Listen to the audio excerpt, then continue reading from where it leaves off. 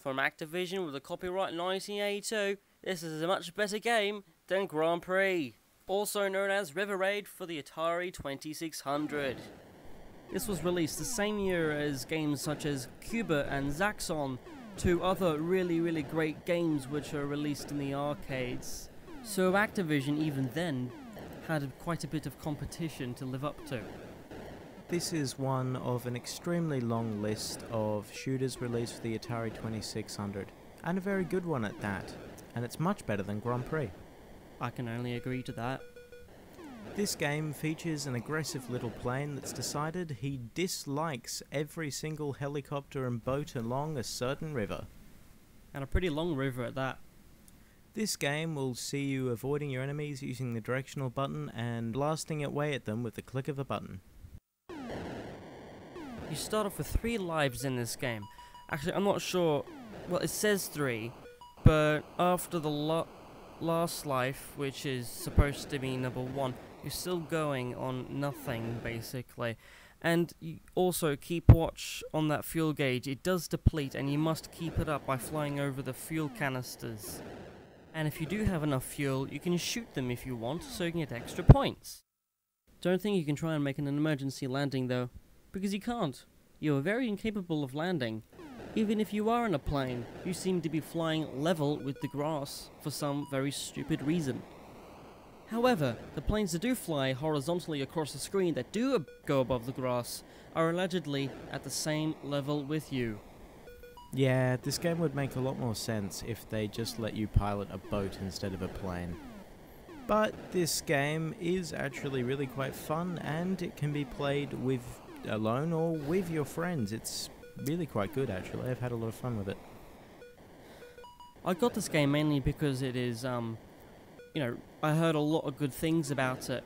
Well, mainly only good things about it, and the fact that it is considered by very many their favourite out of every single Atari 2600 game that is out there. I really like this game. It is very enjoyable and addictive, alone or with friends. The game sets a good pace when you're playing. The controls are relatively tight. They work with the game and not against you. You feel like you actually have a level of control, but the difficulty isn't too low. It actually does constitute some difficulty, but it becomes a lot easier with practice, meaning you can get pretty good scores.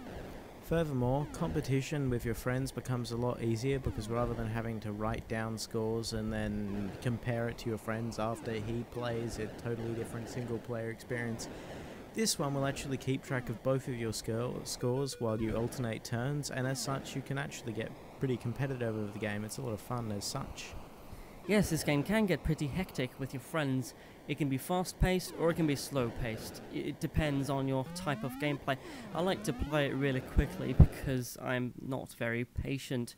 Also, I'm a big Sonic the Hedgehog fan, so what do you expect?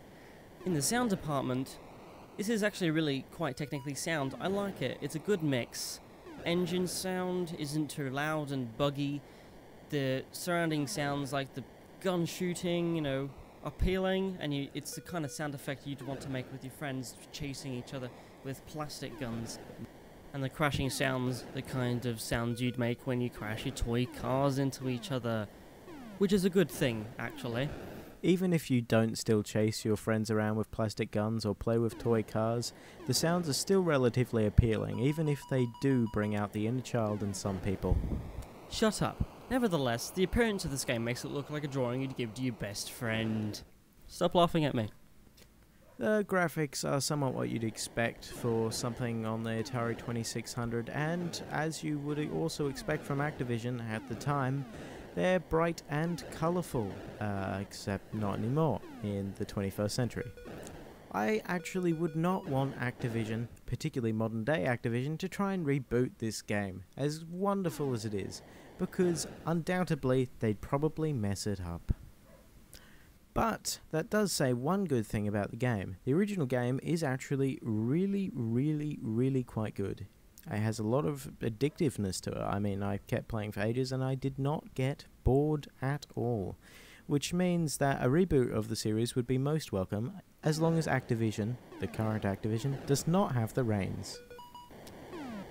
If I were put on an island, I could choose 2 games from my Atari 2600 collection.